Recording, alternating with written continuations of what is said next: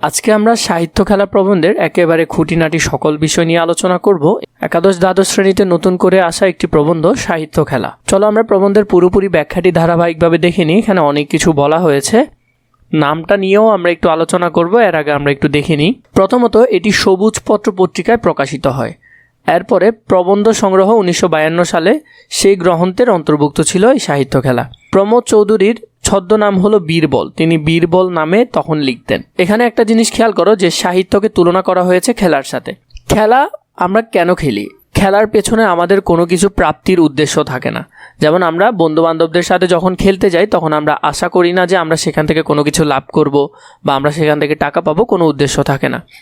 একই সাথে প্রমোদ চৌধুরীর মতে সাহিত্যের উদ্দেশ্য হওয়া চাইও এরকম, যে সাহিত্যের পেছনে কারো কোনো উদ্দেশ্য থাকবে না। সাহিত্য আমি লিখছি যাতে মানুষের উপকারে আসে, কিন্তু তার বিনিময়ে আমি কোনো অর্থ বা কোনো কিছু পেতে চাই না। তো এভাবে করে তিনি খেলার সাথে, খেলায় যেমন আমাদের কোনো উদ্দেশ্য থাকে না, খেলায় যেমন আমাদের আনন্দ ছাড়া অন্য কোনো উদ্দেশ্য থাকে না, সেম সাহিত্য একই হওয়া চাই। এখানে আনন্দ বা উপভোগ করা বা শিক্ষা ছাড়া অন্য কোনো উদ্দেশ্য থাকা উচিত নয়। এটা কার মতে? প্রমোদ চৌধুরীর মতে। এর পরবর্তীতে আমরা লেখক পরিচিতি নিয়ে একটু আলোচনা করে নিই। প্রমোদ চৌধুরী 1868 সালে যশোরে জন্মগ্রহণ করে। তার পৈতৃক নিবাস ছিল পাবনা জেলায় হরিহরপুর গ্রামে। জন্মসালগুলো তেমন একটা গুরুত্বপূর্ণ না, তাও একটু দেখে রাখবে। তিনি প্রেসিডেন্সি কলেজ থেকে দর্শনে অনার্স ও ইংরেজি MA পাশ করেন। ইংল্যান্ড থেকে সম্পন্ন করেন বার এট ল। এটা একটু গুরুত্বপূর্ণ, একটু ভালো করে দেখবে। বাংলা সাহিত্যে তিনি চলিত গদ্যরীতির প্রবর্তক হিসেবে কীর্তিত হন। তার মানে চলিত গদ্যরীতির প্রবর্তককে? চলিত গদ্যরীতির প্রবর্তক হলো প্রমোদ চৌধুরী। তোমরা আবার এটাকে প্রথম চৌধুরী পড়িও না, এটা হবে প্রমোদ চৌধুরী। আমি ছোটবেলায় প্রথম চৌধুরী পড়তাম এটা। তো এখানের মধ্যে এই লাইনটা কিছুটা গুরুত্বপূর্ণ, সেগুলো আমি তোমাদেরকে স্টার চিহ্ন দিয়ে এক্সট্রা করে বুঝিয়ে দিয়েছি যে কোনগুলো একটু বেশি গুরুত্বপূর্ণ। তার সম্পাদনায় 1914 সাল থেকে প্রকাশিত সবুজপত্র পত্রিকায় এই গদ্যরীতির বাহন হয়েছিল। মানে এই গদ্যরীতিটা তিনি তার কোন সম্পাদনায়? সবুজপত্র পত্রিকা। এখানে দেখো, এটিও সবুজপত্র পত্রিকায় প্রকাশিত হয় সাহিত্য খেলা এটি। প্রমোদ চৌধুরীর গদ্য রচনায়, মানে তার যে গদ্য রচনার মধ্যে যেসব বৈশিষ্ট্যগুলো দেখা যায়: মর্জিত নাগরিক রুচি, প্রখর বুদ্ধির দীপ্ত, অপূর্ব বাকচতুর্য ও স্মিত হাস্যরসের সমৃদ্ধি। তাহলে এগুলো তার লেখার মধ্যে প্রায় দেখা যায়। সাহিত্যের উদ্দেশ্য সম্পর্কে তিনি লিখেছেন আনন্দবাদী ধারার অনুসারী। তার মানে সাহিত্যের উদ্দেশ্য হওয়া চাই কি? আনন্দ বা উপভোগ বা শিখার বিষয়। তার বহু রচনায় প্রকাশিত হয়েছে বীরবল ছদ্মনামে। এটা খুব বেশি গুরুত্বপূর্ণ, বা এটা দেখবে অনেক বেশি মুখস্থ করে ফেলবে। তার ছদ্মনাম বা অনেক জায়গায় তিনি ছদ্মনামে লিখেছেন বীরবল ছদ্মনামে। প্রমোদ চৌধুরী প্রধানত মননশীল প্রবন্ধ লেখক হলেও গল্প এবং কবিতা রচনায়ও ছিল সিদ্ধহস্ত। মানে তিনি প্রবন্ধ লিখতেন মূলত, কিন্তু তার পাশাপাশি গল্প ও কবিতাও তিনি লিখেছেন। চারিয়ারি কথা খুব বেশি গুরুত্বপূর্ণ। নীল লোহিত ইত্যাদি তার ছোট গল্পের বই, কিন্তু তার মধ্যে চারিয়ারি কথাটা খুব বেশি গুরুত্বপূর্ণ। সনেট পঞ্চাংশ কাব্যগ্রন্থ। দেখো, সনেট এটা হলে তোমরা মনে করো কি সনেটের লেখক হলো মাইকেল মধুসূদন দত্তের লেখা, কিন্তু সনেট পঞ্চাংশ এটা এই কাব্যগ্রন্থের লেখক হলো প্রমোদ চৌধুরী। এটা একটু মনে রাখার চেষ্টা করবে। তেল নুল লকড়ি, বীরবলের হালখাতা, রায়তের কথা, নানা কথা ইত্যাদি তার প্রবন্ধ গ্রন্থ। তিনি বেশি লিখেছেনও প্রবন্ধ। সাহিত্যিক প্রবন্ধ রচনায় বড় লেখক হিসেবে বাংলা সাহিত্যে প্রমোদ চৌধুরীর বিশেষ সুখ্যাতি আছে। প্রমোদ চৌধুরী 1946 সালে মৃত্যুবরণ করে। তিনি সাহিত্যকে খেলার সাথে তুলনা করেছেন, সেটা নিয়ে এখন আমরা আলোচনা করব। শব্দার্থগুলোর আলোচনা আমরা লিখার পাশাপাশি পড়ে ফেলবো যাতে আমাদের সুবিধা হয়। জগৎ বিখ্যাত ফরাসি ভাস্কর রোদা, যিনি নিতান্ত ঝড় প্রস্তরের দেহ থেকে অসংখ্য জীবিত প্রায় দেবদানব কেটে বের করেছেন, তিনিও শুনতে পাই যখন তখন হাতে কাদা নিয়ে আঙ্গুল টিপে মাটির পুতুল তৈরি করে থাকেন। এখানের মধ্যে আমরা লাইনটা একটু বোঝার চেষ্টা করি। জগৎ বিখ্যাত ফরাসি ভাস্কর রোদা, তো তিনি ছিলেন জগৎ বিখ্যাত ভাস্কর, যিনি কি ভাস্কর নির্মাণ করেন। তো রোদার কিছু জনপ্রিয় ভাস্কর্য আছে যেগুলো নিতান্ত প্রায় জীবিত মনে হয়। এরকম তিনি অসংখ্য ভাস্কর্য নির্মাণ করেছেন যেগুলো দেখতে প্রায় জীবিতের মতো। আমরা যদি ছবিটা একটু দেখে নিই, এটা তার চিত্রকর্ম। এরকম তিনি অনেকগুলো ভাস্কর নির্মাণ করেছেন। এখানে দেখো আরেকটা আছে, এরপরে দেখো আরেকটা আছে এখানের মধ্যে। তিনি এগুলো নিজে নির্মাণ করেছেন। তো তাহলে এগুলো দেখতে কেমন মনে হচ্ছে? প্রায় জীবিত মনে হচ্ছে। তো এরকম ভাস্কর্যগুলো তিনি নির্মাণ করতেন। তো সেই হিসেবে তিনি অনেক বেশি বিখ্যাত। তো তার যে ভাস্কর্যগুলো এগুলো প্রায় জীবিতের মতো। যখন তার আনন্দ প্রয়োজন হয় তখনও তিনি কাদা মাটি নিয়ে বসেন এবং হাতের আঙ্গুল দিয়ে তিনি ছোটোখাটো পুতুল তৈরি করেন। তো এই না যে তিনি জগৎ বিখ্যাত তাই তিনি এরকম মাটি নিয়ে খেলা করতে পারবেন না বা নিজের শখের জন্য কিছু করতে পারবেন না, বিষয়টা এমন না। তিনিও বিখ্যাত হওয়া সত্ত্বেও তার শখের জন্য মনে ভালো লাগে বা আনন্দ লাগে সেরকম তিনিও কি করেন, মাটি দিয়ে পুতুল তৈরি করেন। এই লাইনটা কিন্তু গুরুত্বপূর্ণ, একটু ভালো করে দেখবে। তো এই না যে কেউ যদি বিখ্যাত হয় সে অন্য কিছু করতে পারবে না, এমনটা না। তিনি বিখ্যাত কিন্তু তাও তার শখ তো আছে, সবারই তো আলাদা একটা শখ থাকে। যেমন অনেকে অনেক বড় হলেও কিন্তু তার শখের যে বিষয়টা আছে সেটা সে ছাড়তে পারে না। এই পুতুল গড়া হচ্ছে তার খেলা। এই যে তিনি নিজের মনের আনন্দের জন্য পুতুল গড়তেছেন, এটাই তার খেলা। কারণ আমরা খেলা কেন খেলি, তার পেছনে আমাদের কোনো উদ্দেশ্য থাকে না যে আমরা টাকা উপার্জন করব। তিনিও এই যে পুতুল গড়েন মাটি দিয়ে, তার পেছনে তার কোনো উদ্দেশ্য থাকে না, এটা শুধু তার মনে ভালো লাগে তাই তিনি করেন। খেলাটাও এরকম যে খেলতে ভালো লাগে তাই আমরা খেলছি, এর পেছনে আমাদের কোনো আর্থিক কোনো উদ্দেশ্য থাকে না বা কোনো ধরনের উদ্দেশ্য থাকে না। শুধু রোদা কেন, পৃথিবীর শিল্পী মাত্রেই এই শিল্পের খেলা খেলে থাকেন। মানে পৃথিবীতে অনেক বড় বড় মাপের মানুষ আছে যারা নিজেদের শখের জন্য অনেক কিছু করে থাকেন, যেমন সেগুলোর পেছনে কোনো উদ্দেশ্য থাকে না। এরপর দেখো, যিনি গড়তে জানেন তিনি শিবও গড়তে পারেন, বাদরও গড়তে পারেন। মানে যে করতে জানেন সে শিব, মানে মহাদেবের কথা বলছে, তিনি শিবও গড়তে পারেন, মানে অনেক বড় সুন্দর দেখতে অনেক ভালো লাগে এরকম পুতুল বা মূর্তিও গড়তে পারেন। আবার বাদর মানে যেগুলোকে আমরা তুচ্ছ তাচ্ছিল্য করি। মানে এখানের মধ্যে যে বিষয়টা বলছে একটু খেয়াল করো, যে যিনি গড়তে জানেন তিনি মহৎ কিছু গড়তে পারেন যা আমরা ওনাকে কি করি যে হ্যাঁ আপনার জিনিসটা অনেক ভালো হয়েছে। আবার এমনও কিছু আছে যা আমরা তুচ্ছ তাচ্ছিল্য করে দেখি, যেমন ছোটোখাটো বিষয় হিসেবে দেখি, তিনি সেগুলোও গড়তে পারেন। আমাদের সঙ্গে বড় বড় শিল্পীদের তফাৎ এইটুকু যে মানে আমাদের সাথে ওদের তফাৎ এতটুকুই যে তাদের হাতে এক করতে আর হয় না, মানে তারা চাইলে অনেক বড় বড় কিছু তৈরি করতে পারেন। সম্ভবত এই কারণেই কলারাজ্যের মহাপুরুষদের যা খুশি তাই করিবার যে অধিকার আছে, ইতর শিল্পীদের সেই অধিকার নাই। তো এখানে বলতেছে এই কারণেই, মানে যারা কলা রাজ্য মানে যারা শিল্পী আছে, বড় বড় আর্টিস্ট যারা আছে ওদেরকে বলছে, বড় বড় শিল্পী মহাপুরুষ বলেছেন তাদের সব কিছু করার যে অধিকারটা আছে, মানে তারা চাইলে অনেক বড় বড় কিছু করতে পারে। ইতর শ্রেণী মানে ছোট যারা এখন নতুন করে শুরু করেছে, নতুন করে লেখা শুরু করেছে, নতুন করে কিছু গড়া শুরু করেছে, তাদের এই অধিকারটা নাই। কারণ তারা চাইলেও নিখুঁত করে বানাতে পারবে না। কারণ যারা কলা রাজ্যের শিল্পী আছে বা যারা উঁচু শ্রেণীর শিল্পী আছে ওরা তো অনেক পরিশ্রম করার পর এখানে গিয়ে পৌঁছেছে। এবং ইতর শ্রেণী যারা নতুন করে শুরু করেছে তো ওদের তো অনেক ভুল থাকবে, তাহলে তারা সেটা চাইলেও হুট করে করতে পারবে না। তো এই জন্য বলেছে ইতর শিল্পীদের মানে ছোটোখাটো শিল্পী যারা আছে ওদের এই অধিকারটা নাই। স্বর্গ হতে দেবতারা মধ্যে মধ্যে ভূতলে অবতীর্ণিত হওয়াতে কেউ আপত্তি করেন না, কিন্তু মর্তবাসীদের পক্ষে রসাতলে গমন করাটা বিশেষ নিন্দনীয়। এখানে বলতেছে যে যারা স্বর্গ দেবতা আছে মানে আকাশে যারা থাকেন আমরা মনে করি, সে দেবতারা চাইলেই কি করতে পারে, ভূতলে মানে মাটিতে নেমে আসতে পারে। তখন এটা কোনো কেউ আপত্তি করে না যে ধরো দেবতারা যারা আকাশে থাকেন তারা মাটিতে নেমে আসছে, এতে কারো কোনো আপত্তি নেই। কিন্তু আমাদের মতো যারা মর্তবাসী আছে যারা এখানে মাটিতে থাকে ওরা রসাতলে, মানে রসাতল বলতে এখানে আকাশ থেকে নিচে নেমে আসা আর নিচ থেকে আকাশে ওঠা, এটা বিপরীত অর্থ হিসেবে এখানে ব্যবহার হয়েছে রসাতলে। আমরা চাইলেও কি করতে পারি না, রসাতলে গমন করতে পারি না বা এটা আমাদের জন্য নিন্দনীয়।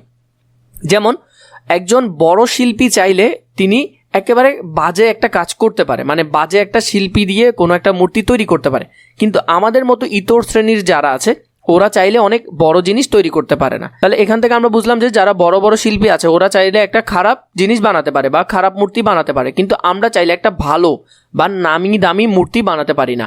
তো এই জন্য বলেছে কিন্তু মর্তবাসীদের পক্ষে রসাতলে গমন করাটা বিশেষ নিন্দনীয়। আমরা চাইলে কোনো দিকে যেতে পারি না, ওরা চাইলে আকাশ থেকে নিচে নেমে আসতে পারে। আকাশ থেকে নিচে নেমে আসাটা কি, একজন শিল্পী যিনি বড় বড় ভাস্কর্য নির্মাণ করেন কিন্তু তিনি চাইলে একটা ফালতু মাটির পুতুলও তৈরি করতে পারেন, কিন্তু আমরা চাইলে কি ওনার মতো যে নামি দামি যে ভাস্কর্যগুলো আছে আমরা কি সেটা তৈরি করতে পারবো না। তো এই জন্য এই লাইনটা বলেছে, এটা একটু আক্ষরিক অর্থে তোমরা একটু বোঝার চেষ্টা করবে।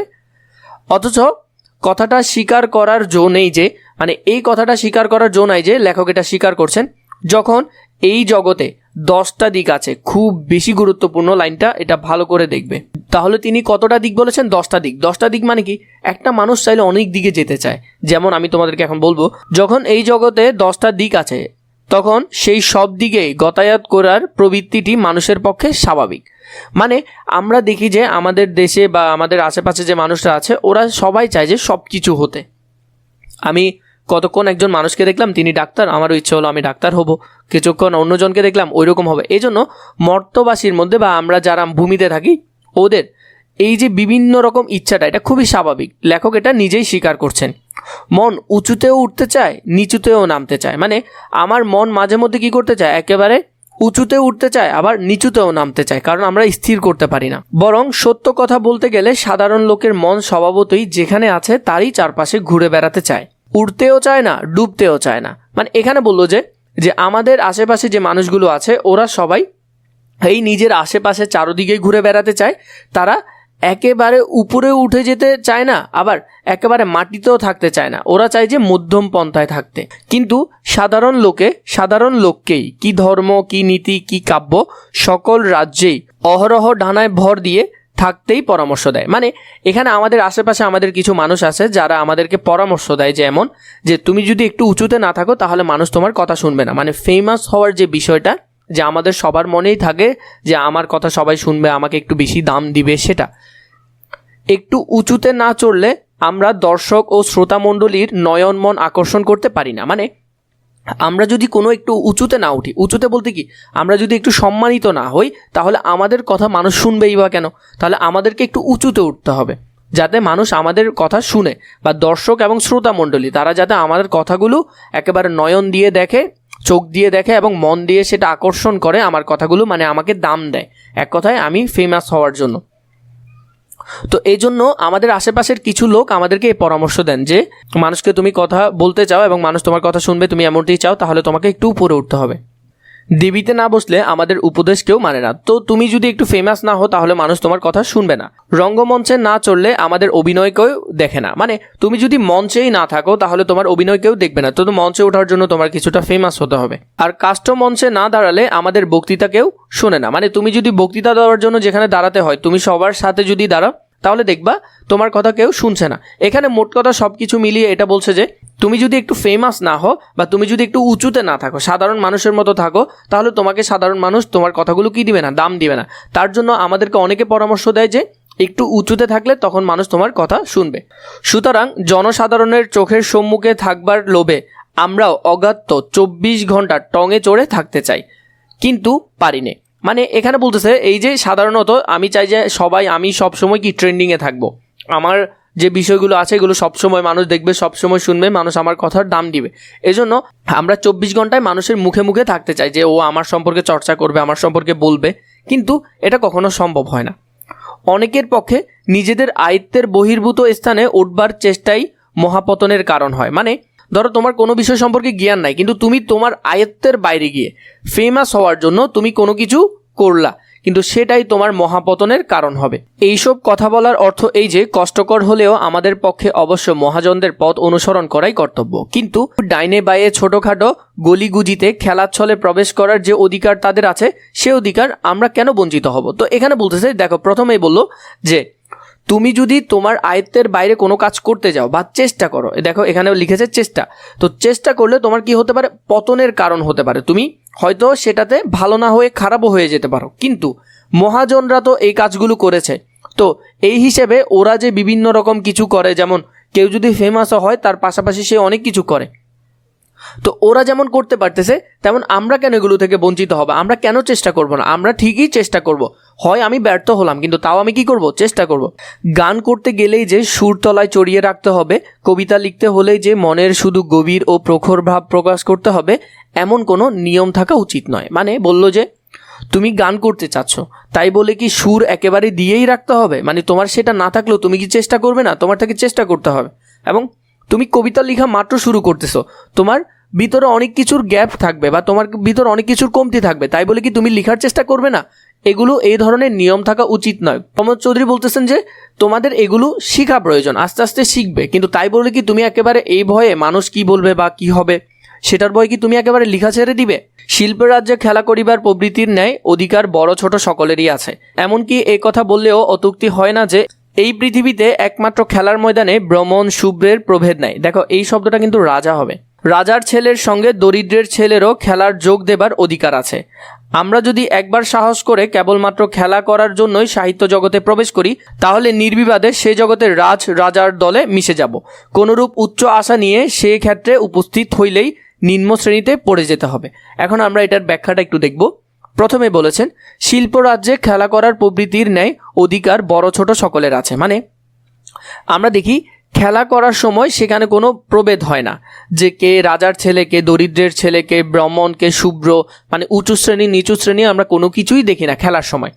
সেম শিল্পের ক্ষেত্রেও, বা আমরা কোনো কিছু লিখতে চাচ্ছি বা আমরা কোনো কিছু তৈরি করতে চাচ্ছি, এই জগৎগুলো যেমন সাহিত্য জগতে প্রবৃত্তির ক্ষেত্রে ছোট বড় এগুলো ভাগাভাগি করা উচিত না, এটা কে বললো? প্রমোদ চৌধুরী। এমনকি এ কথা বললেও আতুক্তি হয় না যে এই পৃথিবীতে একমাত্র খেলার ময়দানে ব্রাহ্মণ শূদ্রের প্রভেদ নাই। মানে আমরা সাধারণত খেলার ময়দানে সকলেই যাই, আমরা সেখানে দেখি না কে গরিবের ছেলে কে ধনীর ছেলে, আমরা সেখানে প্রভেদ করি না। তো প্রমোদ চৌধুরীর মতে বললো যে প্রবন্ধের ক্ষেত্রেও বা শিল্পীর ক্ষেত্রেও এই ধরনের প্রভেদ করা উচিত নয়। রাজার ছেলের সঙ্গে, এটা কিন্তু রাজা হবে, রাজার ছেলের সঙ্গে দরিদ্রের ছেলেরও খেলার যোগ দেবার অধিকার আছে। মানে রাজার ছেলে হোক অথবা দরিদ্রের ছেলে হোক, তারা চাইলে একসাথে খেলতে পারে, কারণ খেলার ক্ষেত্রে আমরা কোনো কিছু ভাগাভাগি করি না। আমরা যদি একবার সাহস করে কেবলমাত্র খেলা করার জন্য সাহিত্য জগতে প্রবেশ করি, মানে এরকম খেলা করার জন্য যেখানে আমরা প্রভেদ করব না, কে উঁচু শ্রেণীর বংশ থেকে আসছে কে নিচু শ্রেণীর বংশ থেকে আসছে, এরকম যদি আমরা প্রভেদ না করি, দেখবো যে আমরা এখানেও রাজার মতো হতে পারবো আমরা। তাহলে নির্বিবাদে সেই জগতের রাজার দলে মিশে যাব। তো সেম আমরা যারা বড় লেখক আছে আমরাও আস্তে আস্তে ওদের মতো হয়ে যাব, কোনোরূপ উচ্চ আশা নিয়ে, মানে কোনোরূপ টাকার ইচ্ছা, খ্যাতি অর্জন করার ইচ্ছা, ফেমাস হওয়ার ইচ্ছা নিয়ে সেই ক্ষেত্রে উপস্থিত হইলে নিম্ন শ্রেণীতে পড়ে যেতে হবে। মানে তোমার যদি ইচ্ছা থাকে তুমি সাহিত্যে আসছো এই জন্য তুমি অনেক বেশি ফেমাস হবা, তুমি এই ইচ্ছা নিয়ে যদি সাহিত্য জগতে আসো তাহলে তোমাকে নিম্ন শ্রেণীতে পড়ে যেতে হবে। এরকম সেমভাবে আরেকজন লিখেছিলেন, আমরা দেখেছি বাংলার নব্য লেখক দিগের প্রতি নিবেদন, সেখানের মধ্যে তিনিও লিখেছিলেন যে সাহিত্যের উদ্দেশ্য কখনো এটা হওয়া উচিত নয়। সেম আরেকটা প্রবন্ধ আমি তোমাদেরকে এর আগে পড়িয়েছিলাম যে বাংলার নব্য লেখক দিগের প্রতি নিবেদক, সেখানে বঙ্কিমচন্দ্র লিখেছেন যশের জন্য লিখিবেন না। কেন? কারণ যশ বা খ্যাতি অর্জন করার জন্য যদি লিখতে চান তাহলে আপনার লেখা খুবই বাজে হবে এবং আপনি নিম্ন শ্রেণীতে পতিত হবেন। লেখকেরাও অবশ্যই দশের কাছে হাততালি প্রত্যাশা রাখেন, বাহবা না পেলে মনক্ষুণ্ণ হন, কেননা তাহারাই হচ্ছেন যথার্থ সামাজিক জীব, বাদ বাকি সকলেই কেবলমাত্র পারিবারিক। বিশ্ব মানবের মনের সঙ্গে নিত্য নতুন সম্বন্ধ পাতনই হচ্ছে কবি মানবের নৈত্যনৈমিত্তিক কর্ম। এখানে দেখো আবার তিনি এখন তার বিপরীতে কিছু কথা বলছেন যে লেখকেরাও দশের কাছে, মানে দর্শকের কাছে বা কিছু মানুষের কাছে যাদের সামনে ওরা অভিনয় বা লেখাগুলো উপস্থাপন করতেছে তাদের কাছ থেকে বাহবা বা হাততালি পাওয়ার আশা করে। এটা যে কেউই করবে। হাজার তিনি লিখেছেন, তিনিও চায় যে তাকে মানুষ বাহবা দেখ, যে আমাকে মানুষ অনুপ্রাণিত করুক যে আমার লেখা ভালো হচ্ছে, আমার কাজগুলো ভালো হচ্ছে। বাহবা না পেলে মনক্ষুণ্ণ হন, কারণ ওরা মানুষ, নিশ্চয়ই সামাজিক জীব, আমরা যে কোনো কাজ করি মানুষের কাছ থেকে বাহবা পাওয়ার জন্য, এবং বাহবা যদি আমরা না পাই, কোনো কাজ করলাম বাহবা পাওয়ার জন্য কিন্তু না পেলে আমাদের মনক্ষুণ্ণ হয়, কেননা তাহারাই হচ্ছেন যথার্থ সামাজিক জীব, বাদবাকি সকলেই কেবলমাত্র পারিবারিক। মানে সাধারণ মানুষরা তো বাহবা পাওয়ার তেমন ইচ্ছা থাকে না, কারণ নর্মালি ওরা চাই যে ওরা যে মঞ্চে অভিনয় করে সেই মঞ্চ থেকে ওদেরকে মানুষ বাহবা দেয়, আর সাধারণ মানুষ তো সেগুলো দর্শক হিসেবে দেখছে। তো তার জন্য ওরা কি করে, বিশ্বমানবের মনের সঙ্গে নিত্য নতুন সম্বন্ধ পাতনই হচ্ছে কবি মনের নৈত্য নৈমিত্তিক কর্ম। তো এই জন্য ওরা কি করে, বিভিন্ন মানুষের সাথে নতুন নতুন সম্বন্ধ তৈরি করে বা নতুন নতুন কথোপকথন বলে, কারণ যাতে মানুষ কি বলে সেটা যাতে ওরা জানতে পারে। এমনকি কবির আপন মনের গোপন কথাটিও গীতি কবিতাতে রঙ্গভূমির স্বগতোক্তি স্বরূপেই উচ্চারিত হয়, যাতে করে সেই মর্মকথা হাজার লোকের কানের ভিতর দিয়ে মর্মে প্রবেশ করতে পারে। তো এখানের মধ্যে এখন বলছে যে সাধারণত অনেক লেখকই আছে যারা চায় বা তারা নিজের মনের ভিতর থাকা বিভিন্ন কথাও রঙ্গভূমি, মানে যেখানে অভিনয় করা হয় সেই জায়গাতে তারা কি করে ফেলে, সেগুলো বলে ফেলে। বা কেন বলে? কারণ যাতে হাজার লোকের কানের মধ্যে সেই কথাগুলো যায় এবং তারা যাতে ওনাকে বাহবা দেয়, এজন্য। কিন্তু উচ্চ মঞ্চে আরোহণ করে উচ্চ স্বরে উচ্চ বাক্য না করলে যে জনসাধারণের নয়ন মন আকর্ষণ করা যায় না, এমন কোনো কথা নেই। তো তিনি বলতেছে যে তুমি যখন উচ্চ স্থানে পৌঁছে গেছো সেখান থেকে আবার তোমাকে উচ্চ বাচ্চ বা এমন কিছু বলতে হবে যে যার জন্য তুমি মানুষকে আকর্ষণ করতে পারো, এরকম কোনো কথা নেই। সাহিত্য জগতে যাদের খেলা করার প্রবৃত্তি আছে, সাহস আছে, ক্ষমতা আছে, মানুষের নয়ন মন আকর্ষণ করার সুযোগ বিশেষ করে তাহাদের কপালেই জোটে, বিশেষ করে তাহাদের কপালেই ঘটে। তো এখানে বলতেছে যে যারা সাহিত্যকে খেলার মতো করে নিতে পারবে, যাদের কোনো উচ্চ আকাঙ্ক্ষা থাকবে না যে আমি ফেমাস হবো বা আমাকে মানুষ বাহবা দিবে, এরকম কোনো আশা থাকবে না, সাধারণত এই সাহিত্য জগতে তাহাদেরই বাহবা আসে বা তারাই সুনাম অর্জন করতে পারে। তো এই জন্য বলতেছে তাদের এই জন্য বিশেষ সুযোগ আছে যারা এই ধরনের ক্ষমতার লোভ করে না। মানুষ যে খেলা দেখতে ভালোবাসে তার পরিচয় তো আমরা জড় সমাজে নিত্যই পাই। এখানে একটা লাইন বলবে, লাইনটা আমরা একটু পরে বুঝছি। টাউন হলে বক্তৃতা শুনতেই বা কজন যায়, আর গড়ের মাঠে ফুটবল খেলা দেখতেই বা কজন যায়। এখানের মধ্যে বলছে প্রথমে মানুষ যে খেলা দেখতে ভালোবাসে সেটা আমরা সব জায়গায় দেখছি, তার একটা উদাহরণ তিনি এখানে দিয়েছে। টাউন হল সাধারণত কলকাতার একটা জায়গা যেখানে বিশেষ ব্যক্তিবর্গরা আসেন বিভিন্ন মিটিং করার জন্য। তো আমরা দেখি যে সেখানে কজন মানুষই বা যায়, এত ভালো মিটিং হচ্ছে বা এত গুরুত্বপূর্ণ কথা হচ্ছে, সেখানে কয়জন মানুষ যায়। আর তার পাশে আরেকটা জায়গা গড়ের মাঠ, সেটাও ওইখানকার একটা জায়গা, সেখানে ফুটবল খেলা দেখার জন্য দেখবে যে মানুষকে কারোকে দাওয়াত দিতে হয় না বা কাউকে আনতে হয় না, সবাই নিজ থেকে আসে। তো এই জন্য বলতেছে যেখানে আমরা যদি সাহিত্যকে খেলার মতো করে দেখতে পারি, তাহলে সাহিত্যকে যদি আমরা উপভোগের জায়গা বানাতে পারি, যেখানের মধ্যে আমাদের কোনো লোভ থাকবে না, ফেমাস হওয়ার কোনো ইচ্ছা থাকবে না, বা আমরা শুধু মানুষকে হাসানোর জন্য খেলার মতো করে যদি আমরা সাহিত্য লিখতে পারি, তাহলে দেখা যাবে যে মানুষ নিজ থেকেই আমাদের লেখাগুলো পড়ছে। অথচ এই কথাও সত্য যে টাউন হলের বক্তৃতার উদ্দেশ্য অতি মহৎ, কিন্তু এই কথাটাও যে সত্য যে টাউন হলে যে বক্তৃতাটা হচ্ছে সেটা কিন্তু দেশের জন্য, জাতির জন্য অনেক মহৎ একটা বিষয়। আর গড়ের মাঠের খেলোয়াড়দের ছোটাছুটি, দৌড়াদৌড়ি, আগাগোড়া অর্থশূন্য এবং উদ্দেশ্যবিহীন। আর পাশে যে গড়ের মাঠের মধ্যে যে খেলা হচ্ছে ফুটবল খেলাটা একটু মনে রাখবে, ফুটবল খেলা, সেখানের মধ্যে তারা অর্থশূন্য বা সেখানে কোনো উদ্দেশ্য নাই, মানুষ তাকায় আছে কেন, তার দেখতে ভালো লাগতেছে খেলাটা, এবং যেখানে যারা খেলতেছে খেলোয়াড়রা যে ছুটাছুটি করতেছে কেন, সেখানে কোনো অর্থ পাওয়ার কোনো ইচ্ছা নাই, তারা সেখানে আনন্দের জন্য সেখানে গেছে। তো অথচ টাউন হলের মধ্যে অতি মহৎ কাজ হচ্ছে, সেখানে মানুষ যায় না, কিন্তু এখানে খেলার দেখার জন্য অনেক মানুষ ভিড় করে। আসল কথা এই যে মানুষের দেহ মনের সকল প্রকার ক্রিয়ার মধ্যে ক্রিয়াই শ্রেষ্ঠ, কেননা তার উদ্দেশ্যহীন। মানে সাধারণত আমরা বিভিন্ন রকম কাজ করি দৈনন্দিন জীবনে, কিন্তু তার মধ্যে যে খেলাধুলা সেটার কোনো আমাদের উদ্দেশ্য থাকে না, সেখান থেকে আমাদের ফেমাস হওয়ার কোনো ইচ্ছা থাকে না। মানুষে যখন খেলা করে তখন সে এক আনন্দ ব্যতীত অপর কোনো ফলের আকাঙ্ক্ষা রাখে না। মানে আমরা যখন খেলতে যাই তখন সেখানে আমাদের একমাত্র উদ্দেশ্য হলো যে কি আমরা সেখান থেকে আনন্দ পাবো বা আমরা মজা করার জন্য যাচ্ছি বন্ধুদের সাথে। সে খেলার ভিতরে আনন্দ নেই কিন্তু উপরি পাওনার আশা আছে, মানে যে খেলার ভিতর আনন্দ নেই উপরি পাওনার আশা আছে। তো সাধারণত আমরা অনেক সময় দেখি না, বেট ধরে খেলতে যাই বা টাকার জন্য যাই, তার নাম খেলা নয়, জুয়া খেলা। তাহলে লেখক এখানে এটাকে ব্যঙ্গ করে বলেছেন, মানে যেখানের মধ্যে যে সাহিত্য তুমি লিখতে যাচ্ছ কিন্তু সেখানে তোমার ইচ্ছা হলো টাকা পাবে বা তুমি অনেক ফেমাস হবে, সেটা যদি উদ্দেশ্য থাকে তাহলে তার নাম হবে জুয়া খেলা। এবং সেহেতু খেলার আনন্দ নিরর্থক, অর্থাৎ অর্থগত নয়। কিন্তু খেলার আনন্দ যে নিরর্থক, খেলার আনন্দের ভিতরে কোনো টাকার ইচ্ছা থাকে না বা টাকার বিষয় থাকে না, সে কারণে তা কারো নিজস্ব হতে পারে না। এই আনন্দেও সকলের অধিকার সমান। মানে তো খেলায় যেমন কারো কোনো কি হতে পারে না, অধিকার থাকে না বা সবাই করতে পারে, সেম সাহিত্য একটা খেলার মতো যেখানে সকলে লিখতে পারবে, সকলে তার মনের ভাব প্রকাশ করতে পারবে। কিন্তু তুমি যখনই এখানে ফেমাস হওয়ার জন্য আসবে তখনই তুমি দেখবে তোমার এটা জুয়া খেলার মতো হয়ে গেছে এবং তুমি নিচু শ্রেণীতে পড়ে যাবে। বাকি অংশটা যদি তোমাদের প্রয়োজন হয় আমাকে কমেন্ট করে জানাবে, ইনশাআল্লাহ তোমাদের জন্য খুব তাড়াতাড়ি নিয়ে আসবো।